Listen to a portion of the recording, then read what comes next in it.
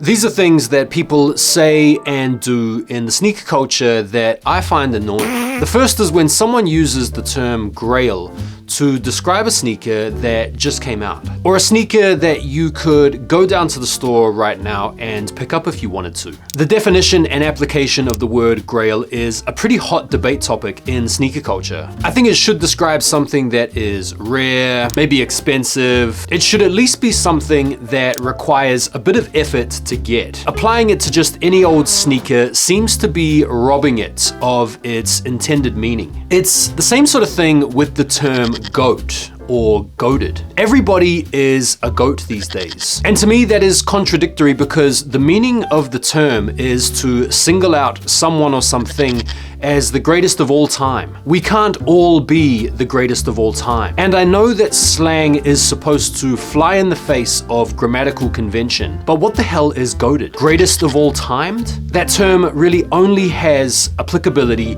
to anybody performing a task that is adjudicated by a stopwatch. I've mentioned this one before in a previous episode, but it is well worthy of another mention. It is the phrase straight to the toe. These sneakers are going straight to the toe. I bought those sneakers. In fact, right after I bought them, I put them straight to the toe. Sometimes this phrase is actually jazzed up, made a little bit more street and or hood, and coined in this manner. Straight to the tizzy. Call me old-fashioned, but this phrase sucks ass. The only things that are gonna be going straight to the toe, literally, are going to be plasters or band-aids, toe rings, maybe some kind of cast or brace, or ointments or foot creams.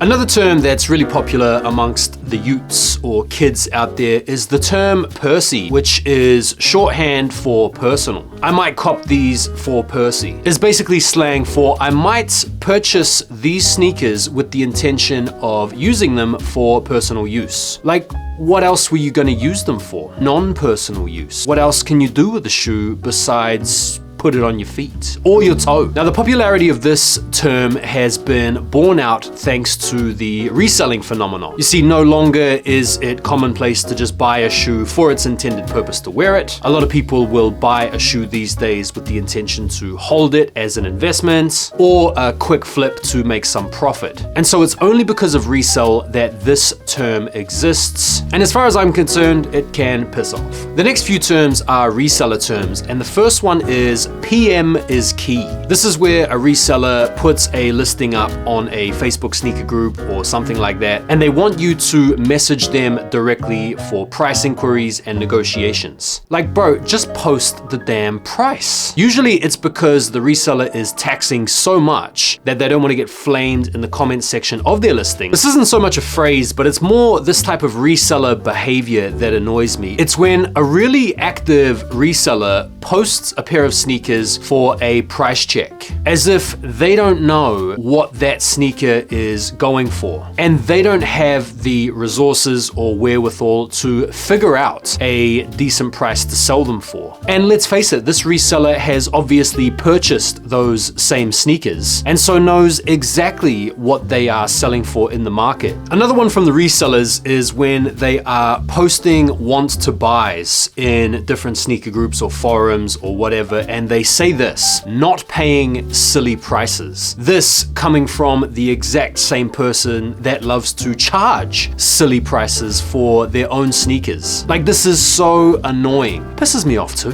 I need these for a client. Bro, shut up. You are not a solicitor. You're not even a private masseuse. Just say you want the shoes. We don't need to know that you have someone in the wings that is quite happy to have their trousers pulled down for your profit. This is from the reseller prospect or the kid that is not quite so sure about whether or not they want to buy a sneaker, and they'll often ask this: are these worth going for? And what they're really asking is, these kind of look cool to me, I like them, but I'm more interested in knowing whether or not I could make a couple of bucks from buying them. Can someone please educate me on whether or not these are going to be profitable to resell? Piss off. I don't want to pay too much because these are for personal, or don't want to pay too much for these because I'm gonna skate them. Like, bro, We don't give a shit what you're gonna use them for. The price is the price. You're not going to be given a discount nor afforded any extra sympathy just because you want to buy these to wear. Get out of here. People that say these are the sneaker of the year and we're in January or February or March. Like, even when we get to the end of the year, I have a hard time looking back deciding what the best sneaker of the year was for me. There's no way I'm going to call it at the start of the year. People like this piss me off. People that label every other crap shoe underrated or slept on, just fishing around for people to agree with them and point them out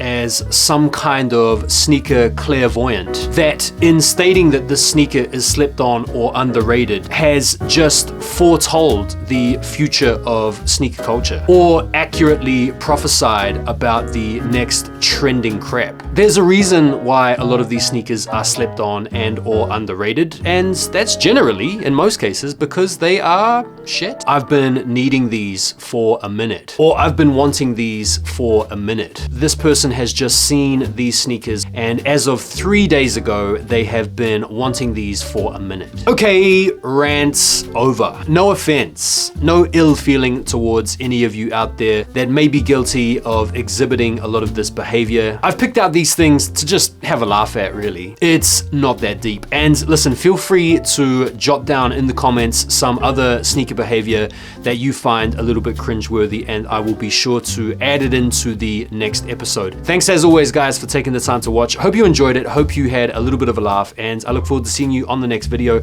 Take care for now, and peace.